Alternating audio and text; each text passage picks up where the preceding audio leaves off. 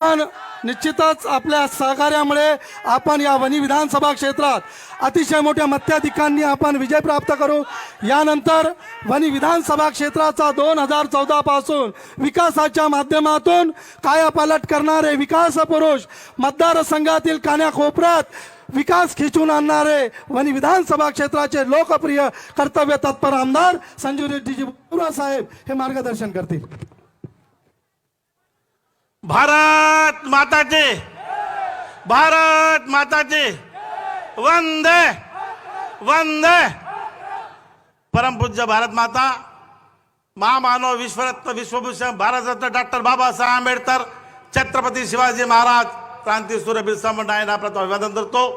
आज महायुतीचे उमेदवार चंद्रपूर वनी आर्णी या लोकसभा क्षेत्राचे आदरणीय सुधीरभाऊ मुनगंटीवार यांच्या प्रचाराच्या निमित्ताने आठ मंचावर उपस्थित आमचे नेते, महाराष्ट्राचे उपमुख्यमंत्री आदरणीय देवेंद्र फडणवीस साहेब, मंचावर उपस्थित महायुतीचे उमेदवार सुधीरभाऊ, महिला प्रदेश महिला अध्यक्ष चित्राताई वाघ, मनसेचे महाराष्ट्र मनसेचे प्रदेश उपाध्यक्ष आमचे मित्र राजूभाऊ उंबरकर, मंचावर उपस्थित आमदार अशोक जुईते, आमदार दुर्वे साहेब, जिल्ह्याचे अध्यक्ष तारंदजी बोर्डे, मंचावरील सर्व महायुतीचे सर्व मान्यवर, एवढ्या मोठ्या संख्येने उपस्थित मातृशक्ती भगिनी आणि माझे मित्रांनो, माझ्या भाषणाची सुरुवात कुठून करावी?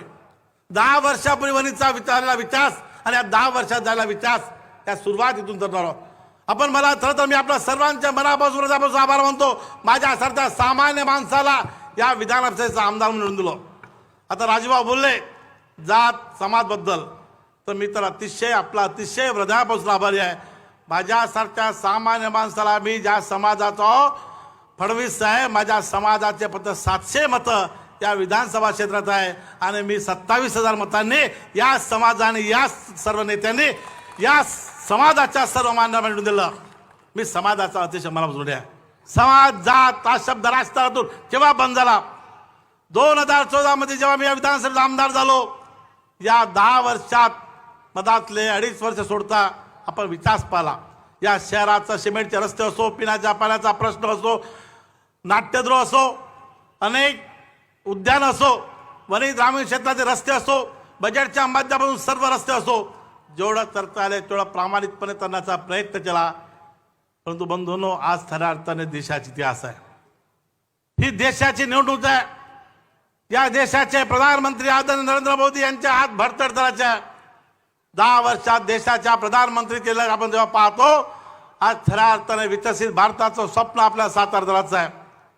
या 10 वर्षात देशाची अर्थव्यवस्था आपण 10व्या नंबरवरून 5व्या नंबरवर आलो आणि तिसऱ्यांदा जेव्हा देशाचे प्रधानमंत्री नरेंद्र मोदी सभेत आपण तिसरी अर्थव्यवस्था म्हणून संपूर्ण बलाढ्य असा आपला भारत देश बनवला। सुधीर भाऊबद्दल मी काय बोलावं, आपला सर्वांना माहित आहे। या वनी शहराची सुधीर भाऊच्या ऋणानुबंध आहे। सुधीर भाऊचं शिक्षण झालं वनीत, शेती वनीत आहे आणि सुधीर भाऊ आजपर्यंत आमचे नेते होते। फडणवीस साहेब, आम्ही तुमचे आभार मानतो।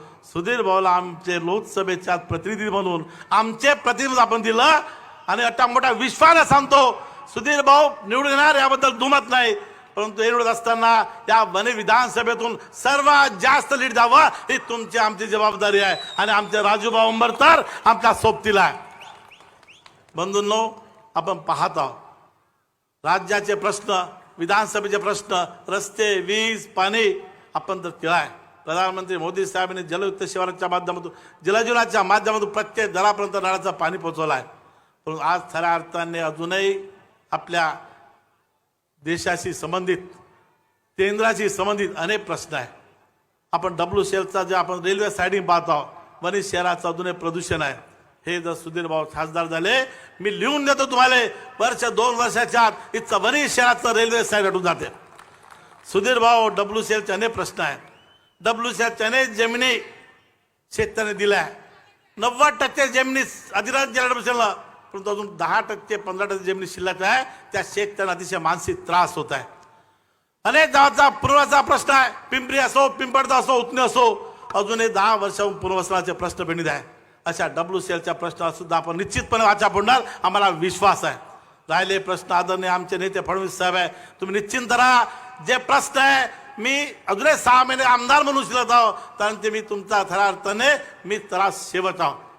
या ठिकाणी माझ्या तिथं बसलेला प्रत्येक माणूस सकाळी 6 वाजता जर माझ्या इथं आला, माझ्या सहीसाठी मी त्याला परत पाठवत नाही, रात्री 10 वाजता त्या परत नाही. जनसामान्याची सेवा माझ्या 10 वाजून प्रामाणिक करत आहोत. फक्त माझी विनंती आहे, येणारी निवडणूक देशासाठी आहे. राज्याचं नंतर पाच बसू आम्ही राजूभाऊ उंबरकर आणि नंतर भांडण बसू याचा विचार तुम्ही करू नका. परंतु देशाचं चित्र बदलायचं आहे. प्रधानमंत्री मोदी साहेब हात बडतड करायचे आहे. म्हणून बंधूंनो, मी तुला विनंती करतो, येणाऱ्या 19 तारखेला सुधीर भाऊ सारखा नेतृत्व आपल्याला द्यायचं आहे आणि मोदी साहेबांच्या हात बडतड करायचे आहे. आज आमचे नेता आदरणीय फडणवीस साहेब आले. मी फडणवीस साहेब विनंती करणार आहोत, फडणवीस साहेब आपण प्रचंड निधी दिला. मुख्यमंत्री असताना जे शब्द आपण या व्यासपीठावर माझ्या प्रचाराच्या निमित्तानं नगराध्यक्षाच्या असताना प्रचार केले, ते सर्व शब्द एवढा मोठा निधी दिला आपण पूर्ण केला. थोडं बहुत शिल्लक आहे तेही आपण निश्चितपणे निधी द्याल. वणी शहराचा पिण्याचा प्रश्न आहे. अमृत टप्पा 2 140 कोटी योजना मंजुरीसाठी अंतिम टप्प्यात आहे. तर TS झाला आहे. राज्य शासनाच्या शेवटची बैठक व्हायची आहे, ते सुद्धा आपण निश्चितपणे तातडीनं मंजूर कराल अशी मला आशा आहे. खरं तर आपण आमचे नेते फडणवीस, मी ज्या वेळी गेलो साहेबाकडे त्यावेळी मला त्यांनी ते नाही हा शब्द उच्चारला नाही. फक्त फडणवीस साहेब माझी विनंती आहे, WCLचे अनेक प्रश्न जरी असले, आम्ही तोडशाच्या जमीन आमच्या आहे, अनेक माईन्स आमच्या वणीमध्ये आहे, वणी हे माईन्सचं माहेर झाला आहे. परंतु दुर्दैवाने विजेचा प्रश्न, आपण महाराष्ट्राचे उपमुख्यमंत्री आहे आणि ऊर्जा मंत्री सुद्धा आपण आहात, फक्त विजेचा प्रश्न आहे. निश्चित सौर ऊर्जेच्या माध्यमातून 12 तास लाईन देण्याचा आपला प्रश्न आहे, निश्चितपणे पूर्ण कराल. परंतु आम्हाला सुद्धा गडचिरोली चंद्रपूर जिल्ह्यासारखं 12 तास दिवसा वीज द्या, ही माझी आपल्या सर्वांना विनंती आहे. आणि दुसरा प्रश्न आहे सिंचनाचा आहे. माझ्या विधानसभा क्षेत्रात